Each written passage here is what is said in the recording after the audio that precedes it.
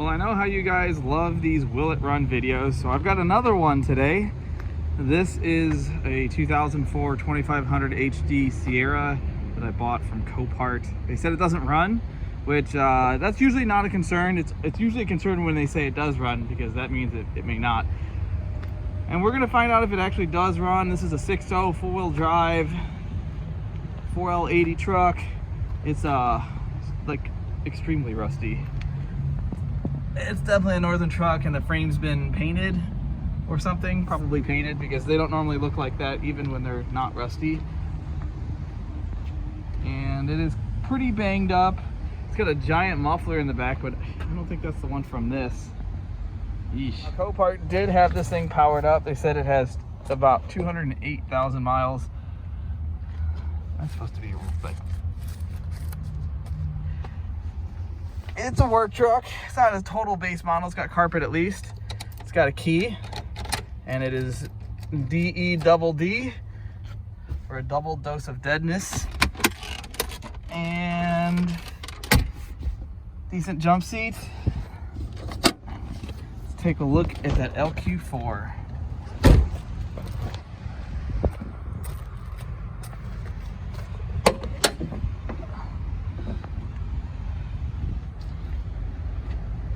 Wow,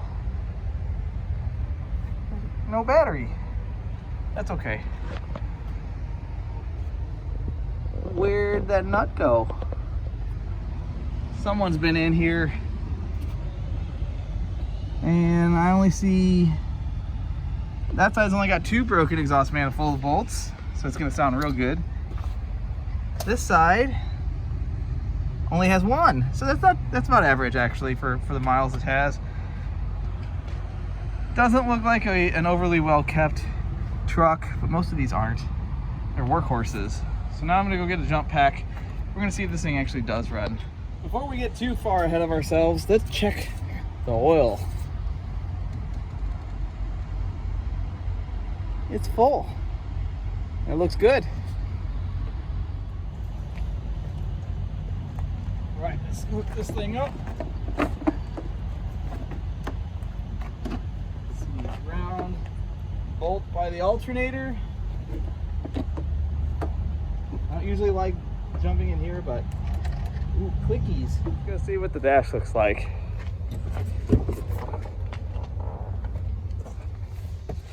Service, four-wheel drive. What else you got for me? Service airbag. 208557. Let's turn the key. Well, I can see the cluster's happy or not. Probably a bad oil pressure sending unit. No clickies. All right. Time to investigate. First, let's see if try neutral. No. Okay. I hear the fuel pump. Okay. Let's go take a look. Peel this thing open. And a box of fuses. Let's see if we can find what we need here. I think the first thing we're gonna do is try to bypass the starter relay. So that is this dude right here. We're gonna take the cover off this and be the relay. All right, I've got the key on. I've got the relay cover off, so this should engage the starter. No engage. Okay. So I bet we're not getting power at this relay. Let's go get a test light. We're gonna check some fuses here. We got one there, a 10 amp. We have some ignition fuses. We're just gonna test them all. Make sure we're getting power. Let's see here. That'll only work when I have the key in the start position. So we'll come back to that. Let's go to the ignition here. All right, so that fuse is good, and it's getting power. Let's see. PCM fuse is good. Well, before I go any further, I'm gonna peel this outer cover off, because I was looking at the insulation here, and it's missing a bunch. On top of that, it looks like boy, I've never seen that happen before. I mean, wait, that happens on all these. Super common. That doesn't mean we can't run it. We just can't run it long until we fix that. But let's get this cover off and see what's behind it. All right, this should come off pretty easily. Just a couple tabs.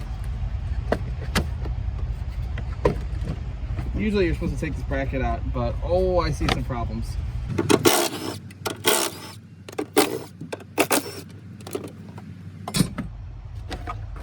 Oh yeah. Well, yep, 5-volt Moskowitz has been here. So this is what was underneath that. A bunch of the insulation. We can just put that back where it needs to go. It's not gonna work, is it? But I don't see any chewed on wires on this part, but let's look underneath the actual fuse box, because that's the more telling.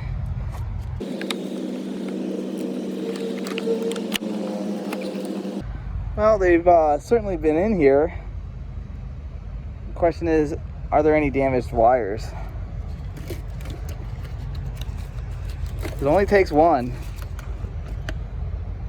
That's it. I don't see anything. I'm gonna dig around a little bit longer. I was looking at the fuse box and it looks like we are missing this fuse here. Right there. Now I did pull this back. As soon as I saw the insulation missing from the firewall, I knew to look here because this is usually where the mice like to hide. I'm not quite sure why, but this is just where I've seen a lot of rodent activity in these trucks. So let's go dig up a fuse. It looks like we need a 40 amp. Here, we'll just borrow one permanently out of this Silverado SS here. It is this fuse right here. Still on. Let's put the fuse here. Did that change anything? I'll crank now. Still don't have, it's not running. Let's see if it'll crank with the key. Oh, well, the key wasn't on. Or was it? Ah! Well, it has all the oil pressure and smoke. Okay, it's fine. Can't really tell oil pressure.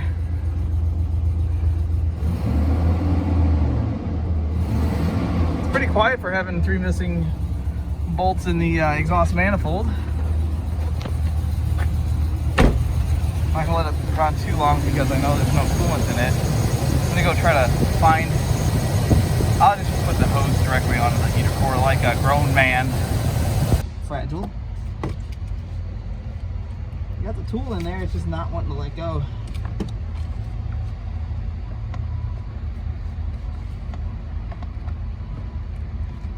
There we are. We're off. These things are super fragile. If you own one of these trucks, you should definitely keep some in your glove box.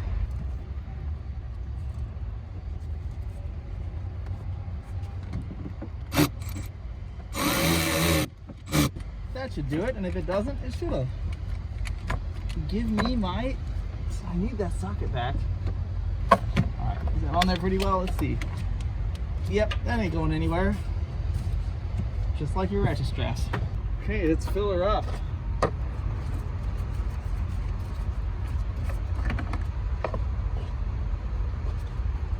Don't want to spill any of this.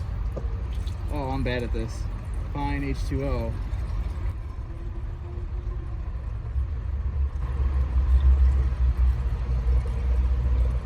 Right here, filling up. It's full when it comes out of the top. I'm satisfied with that.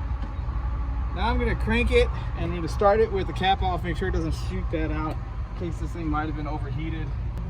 So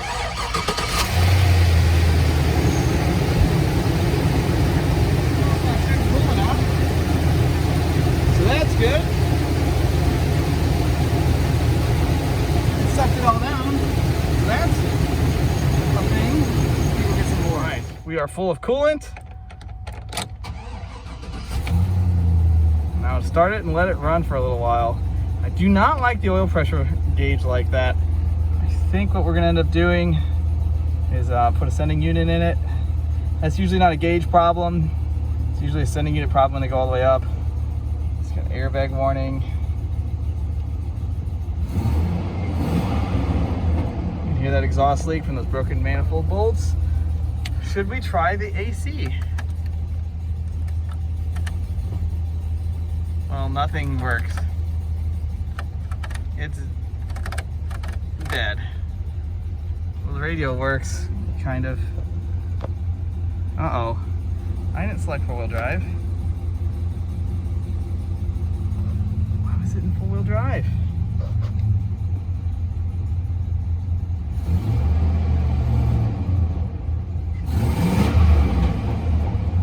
Sounds all right. Uh-oh. Getting a little lopey. I don't think this thing's got a cam in it.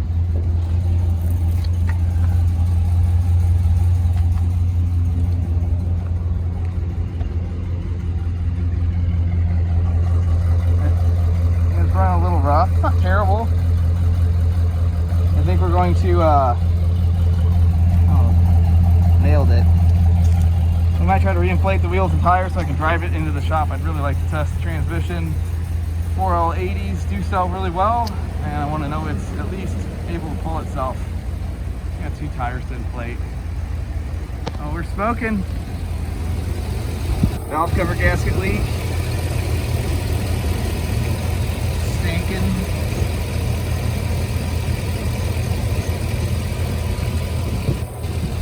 Shame this thing's so rusty because the damage on it is pretty minimal. I mean, it's a couple taillights and the rear bumper. I'm assuming that's what happened here. Got hit in the back or slid backwards into something. I mean, if this thing wasn't so rusty, this would be a great truck to put a flatbed on.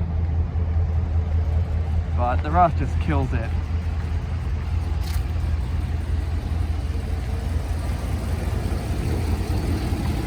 Running pretty good. We'll touch base in a minute when it reaches operating temperature. It's been running for a bit. Runs good. It's actually really quiet considering the exhaust leaks. It's pretty close to operating temperature. It's not boiling over, doing anything stupid, but I don't like the oil pressure gauge, so I'm gonna have to fix that. I gotta know what the oil pressure is. It's obvious that it has some oil pressure because we would definitely be able to hear it, but I need to know how much. I've unplugged the oil pressure sending unit and I plugged in another one. So if I key on and the gauge shoots all the way up, I know this sending unit is probably bad too. It's just a test before I swap it out and find myself in the same boat. All right, here goes nothing. Literally, turn, please. Look at that, no oil pressure. So now I've got a good sending unit. I just have to install it. That's easy on these. Well, this one really wasn't too bad. I was able to get it replaced fairly easily. So let's start this thing up and see what kind of oil pressure we've got.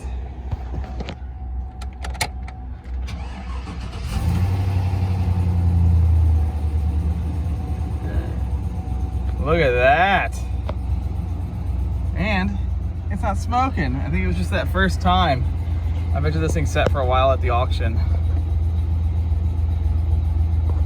I know that's cold pressure. Could drop, I guess, with temperature. That's pretty normal, but that's pretty good cold pressure. Reacts to throttle. We got a good solid 6 liter here. It's now at operating temperature. Still has good oil pressure. Still responds to throttle. It's a solid LQ4. Don't try this at home.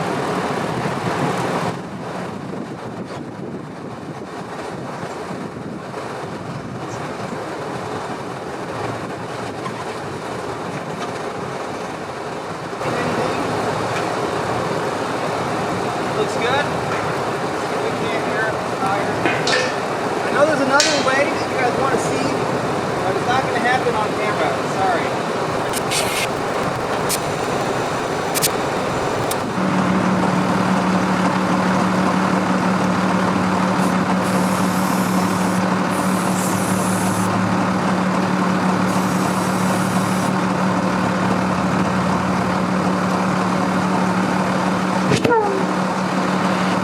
must have just had the camera pointed at the wrong thing because now the tire's inflated. All the tires hold air. I'm not going to say they're going to hold air forever, but I can at least lot test this. I don't really want to go try to find a good battery for this thing and drive it down the road. I don't know what the brakes are like. You know, who knows how long this has been sitting, but I can lot test it, and then we'll probably test it on the rack, make sure it shifts through the gears, put our foot on the brake and simulate some load. That's our normal testing procedure. So let's cruise around in it and see what it does.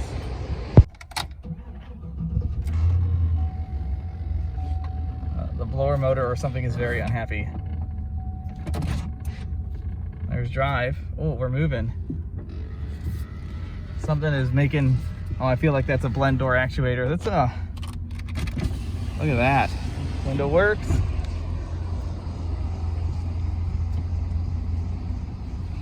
Just gotta take it back here for a minute. Oh, the suspension feels bad.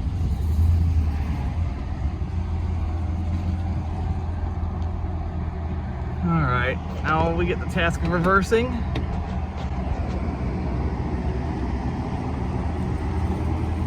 Once upon a time you could turn around in the back lot, but there's too many cars here. I bet it would do fine on the road, but I don't want to go fish out a battery, and I don't want to find out otherwise. You know, these cars are all question mark cars.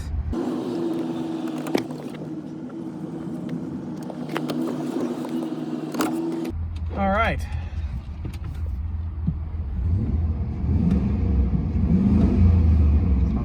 LS. That's maybe a little excessive for what most yards do to get their cars inventoried and to test everything, but we don't do a high volume here, and I want to make sure that what I sell is good. I don't want to waste anybody's time, and I also kind of enjoy this stuff. I like getting stuff running that didn't previously run.